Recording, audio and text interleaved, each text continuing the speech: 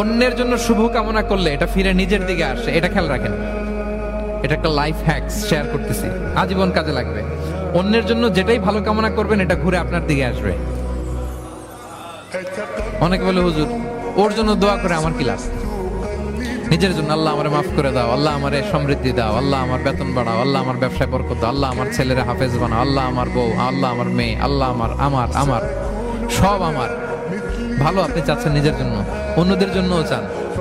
আল্লাহ আমার সব ভাইদেরকে মাফ করো, আল্লাহ আল্লাহ আমার গোটা মুসলিম উম্মাকে তুমি বরকত দাও, কল্যাণ দাও, নেতৃত্বে আসার তৌফিক দাও, আল্লাহ সবাইকে সুস্বাস্থ্য দাও।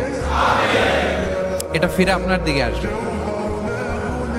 অন্যের জন্য শুভকামনা বহুগুণ বৃদ্ধি হয়ে নিজের দিকে রিটার্ন করে। বিষ্ণু সাল্লাল্লাহু এটাই বলেছেন, মা মিন আবদিন মুসলিমিন ইয়াদউ লিআখিহি বিযাহরিল গায়বি ইল্লা ক্বালা লাহুল মালাকু ওয়া লাকা বিমিসলিন।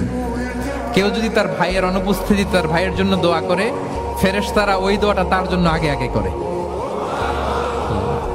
তাহলে অন্যের জন্য শুভকামনা করলে, দোয়া করলে লাভ না লস? ধরেন আমি মোশাররফ ভাইয়ের জন্য দোয়া করলাম যে আল্লাহ মোশাররফ ভাইকে তুমি সুস্থ করে দাও, তখন ফেরেশতারা বলে আল্লাহ যিনি দোয়া করতেছে তার যদি কোনো রোগ বালাই থাকে আগে তারে সুস্থ করে দাও।